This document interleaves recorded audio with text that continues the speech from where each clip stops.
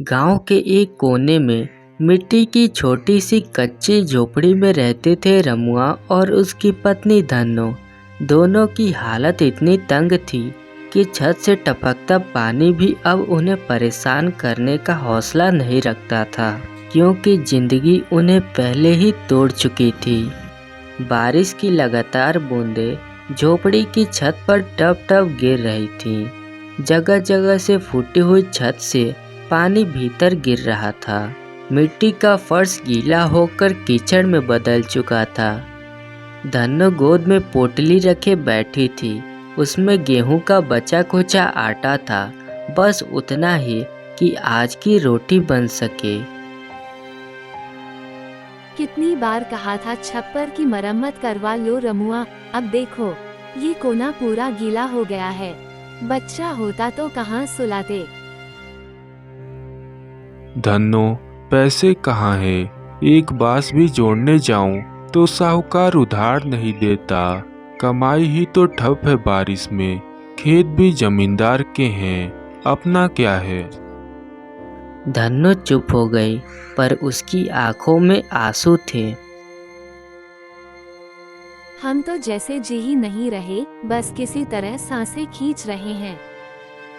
थोड़ी देर दोनों चुप बैठे रहे। बरसात तेज होती जा रही थी। जमींदार के मुंशी ने आज फिर हड़काया। कहा, अगले पूनम तक कर्ज नहीं चुकाया तो झोपड़ी भी नहीं बचेगी।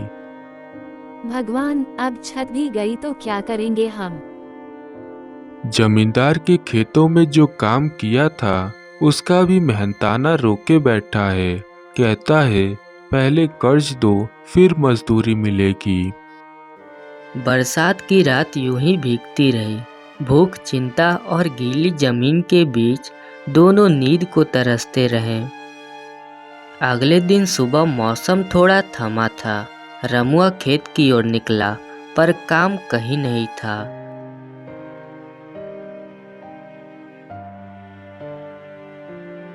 गांव के हालात ऐसे थे कि हर गरीब मौसम से हार रहा था।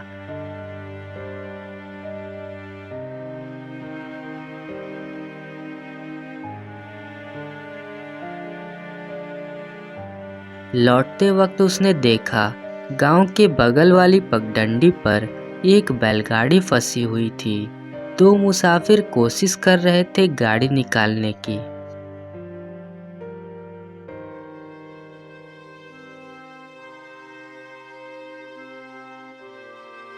सेठ जी, कोई मदद चाहिए?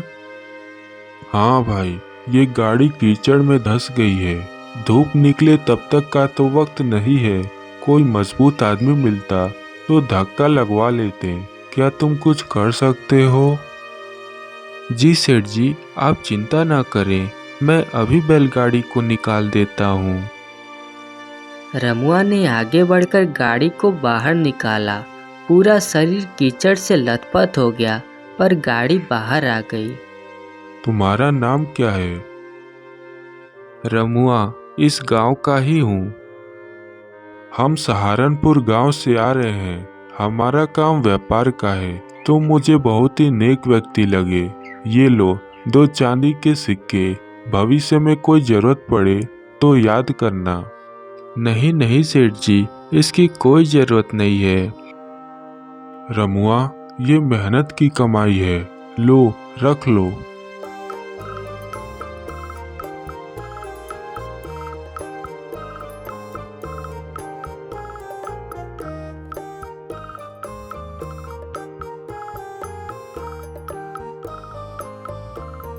घर लौटकर रमुआ ने सिक्के धन्नो को दिखाए।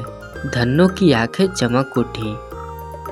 उसी शाम रमुआ उन सिक्कों से न सिर्फ छप्पर की मरम्मत के लिए बांस और घास खरीद लाया, बल्कि बचे हुए पैसों से जमींदार की किस्त भी चुका दी। अगले दिन जब जमींदार का मुंशी आया और देखा कि रमुआ ने पैसे चुका दिए हैं, तो उसका मुंह उतर गया। अभी तो पहली किस्त है, बाकी भी तो है। बाकी भी चुका दूंगा मुंशी जी, आप चिंता न करें।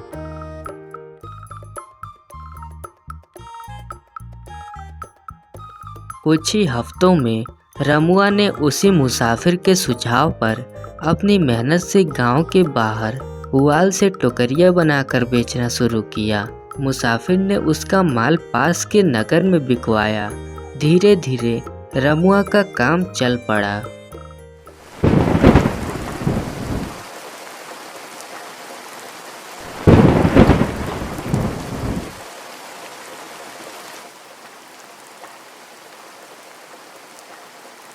फिर से छत टपकने लगी। पिछली बार जो बोरी टांगी थी वो भी गल गई। कब तक ऐसे सहेंगे? क्या करूं गौरी, 3 दिन से काम नहीं मिला। बारिश ने सब ठप कर दिया है। ईंट भट्ठे वाले ने भी मना कर दिया, कहता है बारिश में कोई काम नहीं। चूल्हे में लकड़ी भी भीग गई। ना ठीक से खाना बन रहा, ना बच्चों को कुछ दे पा रहे हैं। हमारे पास तो अनाज भी सिर्फ 2 दिन का बचा है। और ऊपर से जमींदार की धमकी अलग। आज फिर आया था, कहता है अगर अगले हफ्ते तक पैसे नहीं चुकाए तो झोपड़ी खाली करनी पड़ेगी। एक बात कहूँ, शायद अजीब लगे। हाँ कहो, क्या बात है? क्यों न तुम वड़ा पाव बेचो गांव में? क्या वड़ा पाव? ये तो शहरों की चीज है, यहाँ गांव में कौन खाएगा? गांव बदल रहा है। देखो ना, पिछले मेले में भी लोग छोले भटूरे गोलगप्पे चाव से खा रहे थे। बात तो ठीक है, लेकिन सामान लाने के लिए पैसे कहाँ से आएंगे? किसी से उधार मांग लो ना। मैंने पहले ही 5 जगह हाथ फैलाया है, अब कौन देगा?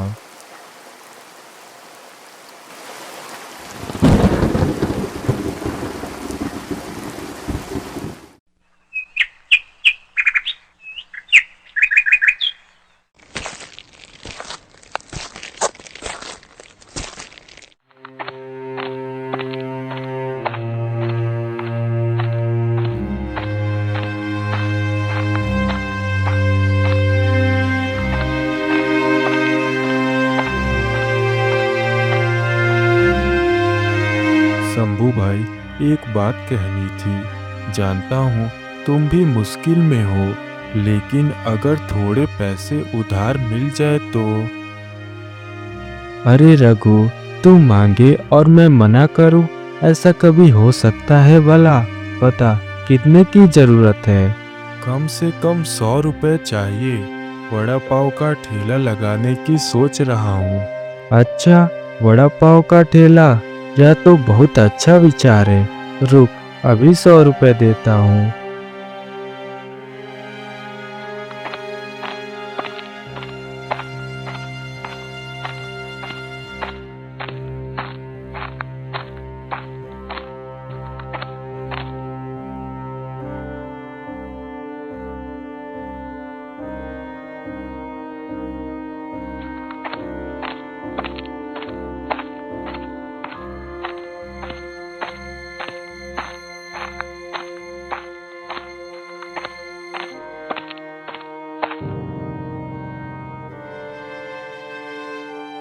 अरे ये तो शहर वाली चीज है, गांव में कौन खाएगा?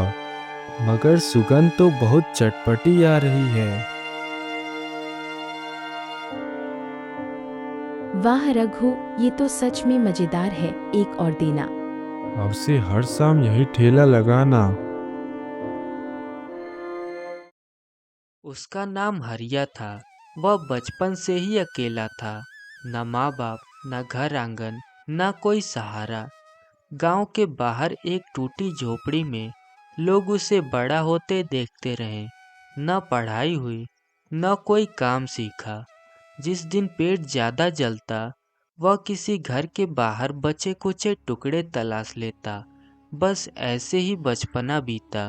12 वर्ष की उम्र में उसने पहली बार चोरी की। चोरी भी क्या, एक घर के आंगन में सूख रही रोटी उठा ली। उस दिन से उसके मन में यह बैठ गया कि पेट और डर दोनों एक साथ नहीं चलते। धीरे धीरे यह उसका सहारा बन गया। साल बीतते गए। अब उसकी उम्र 22 की हो चुकी थी। चेहरा शांत था, चाल धीमी, आंखें गहरी। लोग उसे देखकर कुछ समझते नहीं थे, पर वह लोगों को देखकर सब समझ लेता था।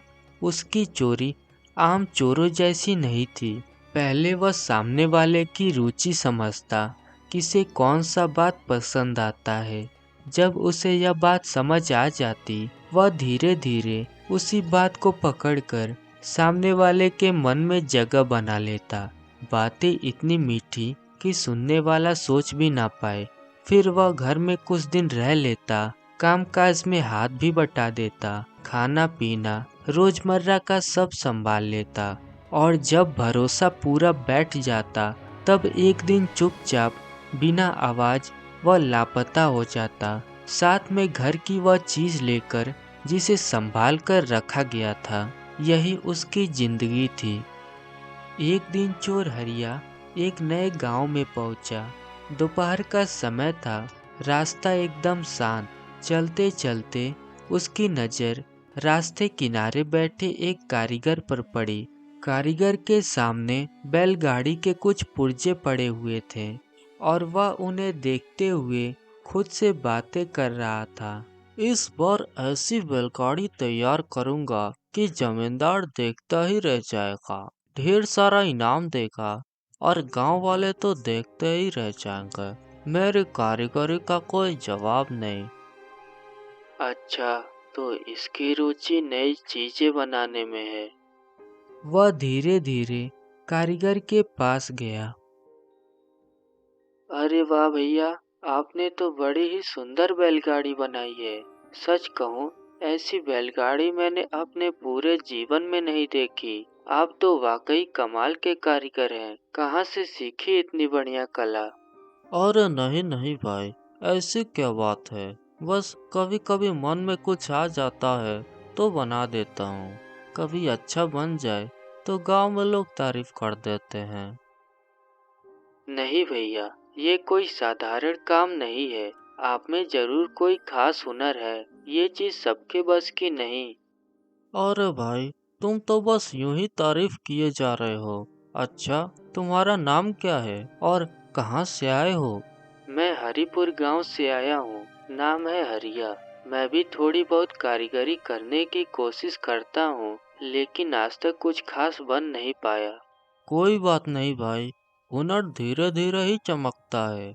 मेहनत करते रहोगे तो तुम भी एक दिन बड़े अच्छे कारीगर बनोगे। अच्छा, घर पर और कौन कौन है? कोई नहीं भैया, मैं अकेला ही रहता हूँ। मेरा कोई अपना नहीं है। अरे रे, ये तो अच्छा नहीं हुआ। लेकिन सुनो, अगर तुम चाहो तो मेरे साथ रह सकते हो। मैं भी अकेला ही रहता हूँ। ठीक है भैया, आप कह रहे हो तो रुक जाता हूँ। आपके साथ रहूँगा तो शायद कुछ कारीगरी मैं भी सीख लूँ। बस यही तो बात हुई। आज से तुम यहीं मेरे साथ रहोगे। उस दिन से हरिया उसी कारीगर के साथ रहने लगा। उस कारीगर का नाम था बिरजू। पूरा गांव उसे कारीगर बिरजू के नाम से जानता था। हुनर उसका अच्छा था। बैलगाड़ी हो या हल की पट्टी, टूटी चारपाई हो या खेत का औजार, बिरजू हाथ में ले ले तो उसे ठीक करके ही छोड़ता। लेकिन उसमें एक कमी थी, वह बेहद लापरवाह था।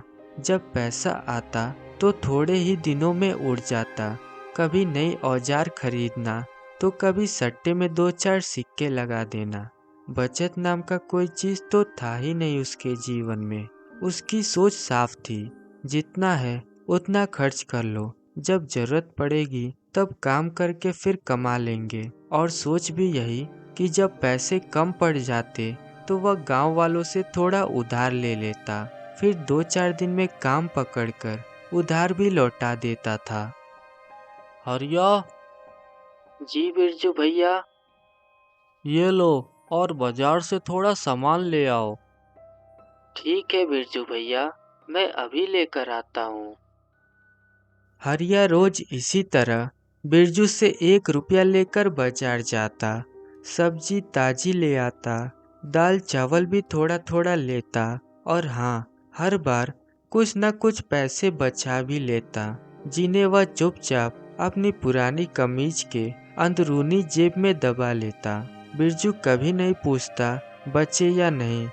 दिन भर हरिया घर संभालता, चूल्हा जलाना, दाल पकाना, आंगन धोना, पुरानी धोती धोकर रस्सी पर फैलाना, सब चुपचाप अपने मन से करता। शाम को जब बिरजू काम से लौटता, हरिया उसके पास बैठ जाता। बिरजू कोई काम करता तो बोलता, हरिया, काम में मन लगाना सीख। मेहनत में मजा तभी आता है जब इरादा साफ हो। जहाँ दिक्कत लगे वही नया तरीका सोच, यही असली हुनर है। और हरिया ध्यान से सीखता। बिल्कुल गुरु चेले जैसा रिश्ता बन गया था। कुछ हफ्ते ऐसे ही बीत गए, पता ही नहीं चला कब 1.5 महीना गुजर गया। पहली बार जीवन में हरिया कहीं इतने लंबे समय तक ठहरा था, शायद इसीलिए क्योंकि यहाँ उसे कुछ सीखने को मिल रहा था। पर इंसान का पुराना स्वभाव भी जल्दी कहाँ जाता है। एक शाम हरिया अकेला बैठा था। बिरजू अभी तक लौट नहीं पाया था। आंगन की धूप ढल रही थी।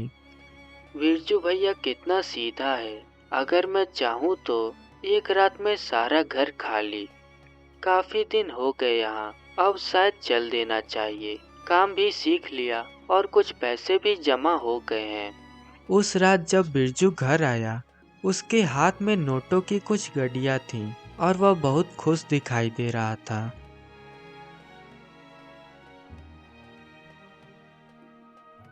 हरिया, देख, जो मैंने बैलगाड़ी का ढांचा बनाया था ना, वह जमींदार साहब को बहुत पसंद आया। खुश होकर उन्होंने मुझे 10,000 रुपए दिए। अरे वाह भैया, आप तो सच में कमाल के हो। अब तो पूरे गांव में आपकी ही चर्चा हो रही होगी। अच्छा सुन, मैं थोड़ा काम से बाहर जा रहा हूँ, तू मेरा इंतजार मत करना। खाना खा लेना और सो जाना। बिरजू कुछ पैसे अपने पास रखकर बाकी पैसे पलंग पर छोड़ देता है और बाहर की ओर चल पड़ता है। सच कहूँ तो बिरजू भैया बहुत लापरवाह हैं। इतने पैसे ऐसे छोड़कर कौन जाता है भला। वैसे मौका तो अच्छा है, लेने का मन नहीं है, लेकिन अब जा ही रहा हूँ तो साथ ले चलता हूँ। वैसे भी बिरजू भैया के पास रहा तो कुछ ही दिनों में उड़ ही जाएगा। यह कहकर हरिया वो पैसे उठा लेता है और वहाँ से निकल जाता है। लेकिन हर बार की तरह इस बार हरिया को कोई खुशी महसूस नहीं हुई। हालांकि इस बार उसने बड़ा हाथ मारा था। उसका मन बेचैन था। अंतरात्मा बार बार कह रही थी कि उसने गलत किया है। चलते चलते रात काफी हो गई। हरिया थक भी चुका था। उसने एक पेड़ के नीचे बैठकर थोड़ा आराम करने का सोचा और वह वहीं बैठ गया। आज मुझे इतना अजीब क्यों लग रहा है। ऐसा लग रहा है जैसे मैंने कुछ गलत कर दिया है। चोरियां तो मैंने पहले भी बहुत की है, लेकिन ऐसी बेचैनी तो कभी नहीं हुई। हरिया को कुछ समझ नहीं आ रहा था कि अब वह क्या करे। क्या करूं? अगर वापस गया तो बिरजू भैया शायद मुझे भगा देंगे, लेकिन अगर नहीं गया तो यह बात जीवन भर खलेगी। बहुत देर सोचने के बाद हरिया एक निर्णय पर पहुंचा। नहीं, मैं वापस ही जाऊंगा। बिरजू भैया जो भी सजा देंगे मैं मान लूंगा, पर अब मैं उन्हें छोड़कर नहीं जाऊंगा। यह सोचकर वह तुरंत उठता है और वापस गांव की ओर चल पड़ता है। रास्ते में उसके मन में तरह तरह के विचार आते हैं। बिरजू क्या करेगा, माफ करेगा या नहीं। बेचैनी बढ़ती जा रही थी, लेकिन फिर भी उसके कदम रुके नहीं। सुबह होते होते वह बिरजू के घर पहुंच गया। वह धीरे से अंदर गया। बिरजू गहरी नींद में था, जैसे उसे किसी बात की छोटी सी भी चिंता न हो। हरिया चुपचाप पैसे वहीं उसके पास रख देता है, फिर बाहर आकर चौखट पर बैठ जाता है।